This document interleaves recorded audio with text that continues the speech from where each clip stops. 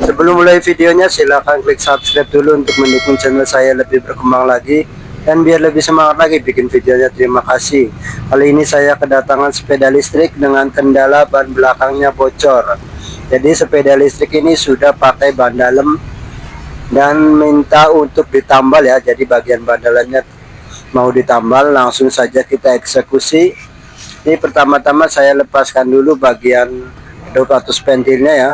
Kemudian sebelum bautnya saya buka, saya cok atau cukit dulu bagian ban luarnya ya, biar tidak terlepas pada bagian ban dalamnya. Jadi kalau misalkan bautnya kita buka dulu, biasanya si roda belakang akan bergeser pada saat kita cukit ya. Setelah kita cukit keseluruhannya, kita langsung tarik saja bagian ban dalamnya ya, sambil kita paskan dulu pada bagian dopnya.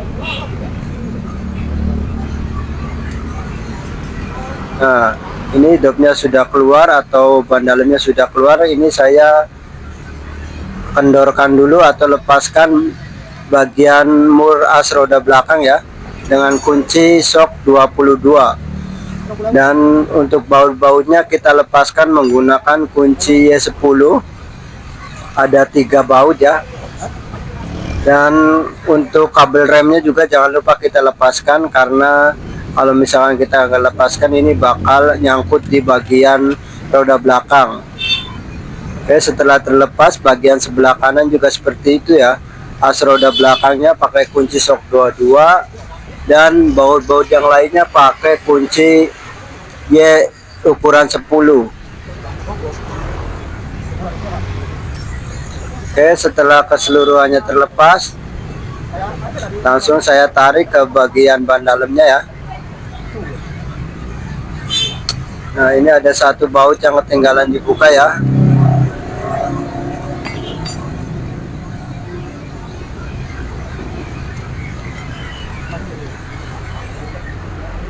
Nah, oke, baut semua terlepas dan si roda bisa ditarik ke belakang ya. Kita keluarkan ban dalamnya dari sela-sela antara kampas rem dengan roda belakang. Dan setelah kita pompa, kita cari bagian ban dalam yang berlubang ya, atau yang bocornya. Dan kelihatan dari ketika dimasukkan ada yang bergelembung, berarti itu ada angin yang keluar atau bocor. Oke, langsung saja kita tambal. Metode tambalan saya masih menggunakan yang lama ya, alias pakai spiritus. Jadi yang menurut saya sih lebih hemat, terus tidak tergantung pada listrik juga ya. Kan metode terbaru itu pakai listrik. Cuma susahnya kalau mati lampu kan kita tidak bisa untuk melakukan tambal ban atau pengepresan ya.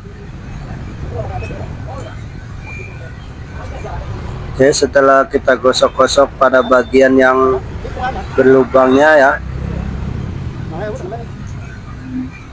perlu diperhatikan bagian karet ban dalam untuk sepeda listrik itu kita harus menggosoknya agak bukan agak tipis ya, jadi gosoknya itu lebih banyak ya, maksudnya supaya kasar. Jadi ketika kita kasih kompon atau kita kasih karet tambalnya itu bisa nempel. Setelah itu kita siapkan. Di sini saya menggunakan kaleng bekas minuman ya. Setelah itu kita press, kemudian kita masukkan spiritusnya ya. Ini sesuai takaran yang ada di dalam tempat takarannya. Kemudian kita nyalakan dan tunggu sampai spiritusnya habis. Jadi yang jadi takaran saya itu sampai spiritusnya benar-benar habis. Nah, setelah terlihat habis, langsung saja kita longgarkan. Dan kalau misalkan bannya langsung terlepas, tidak lengket ke bagian kaleng, itu berarti sudah matang dengan sempurna ya. Jadi kaleng itu berfungsi untuk penghalang, jadi supaya tidak terlalu panas yang mengakibatkan si ban dalam itu terbakar ya. Setelah kita cek lagi ternyata sudah tidak bocor ya, lanjut kita pasang kembali. Pasangnya juga seperti pada saat kita lepaskan tadi ya, dari bagian sela-sela antara kampas rem. Setelah itu sebelum dimasukkan bagian ban dalamnya, kita angkat dulu bagian rodanya, kemudian kita masukkan ban dalamnya. Untuk posisi dop atau spentilnya jangan lupa menghadap ke kanan ya. Jadi nanti kalau misalkan menghadapnya terbalik, biasanya si dop itu karena kan bengkok, jadi dopnya bisa menghadap ke atas, jadi susah nanti pada saat pemompaan. Setelah dopnya sudah masuk dengan benar, lanjut kita masukkan keseluruhan bagian ban dalam. Untuk pencukitan atau pencongkelan ban dalam itu tidak sekeras pada motor ya, cuma emang proses pembongkaran itu lumayan. Kalau misalkan kita nggak dibongkar atau kita tidak lepaskan baut-bautnya, susah ya, tidak seperti, jadi sela-selanya itu tidak seperti longgar kayak motor.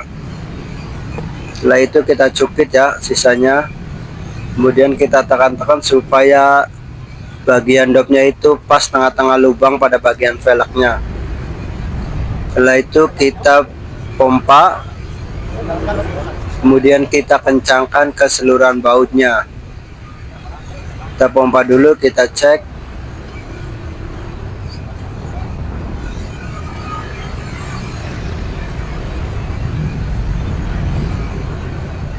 Nah, setelah dirasa cukup, lanjut kita kencangkan keseluruhan bautnya ya, dari baut as roda belakang sampai baut-baut yang mengunci pada bagian kampas rem belakang.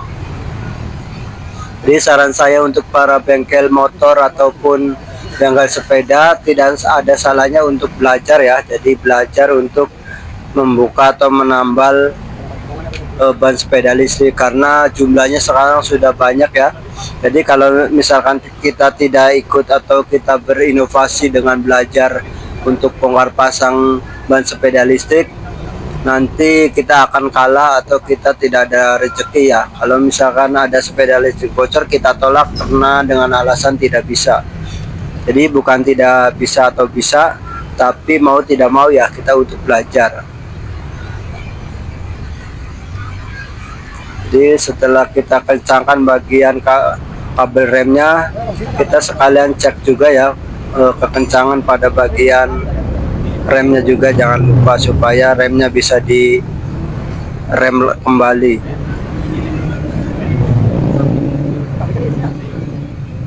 Oke, setelah selesai semuanya, prosesnya selesai ya. Terima kasih yang sudah menyaksikan, jangan lupa klik like dan subscribe-nya ya. Terima kasih.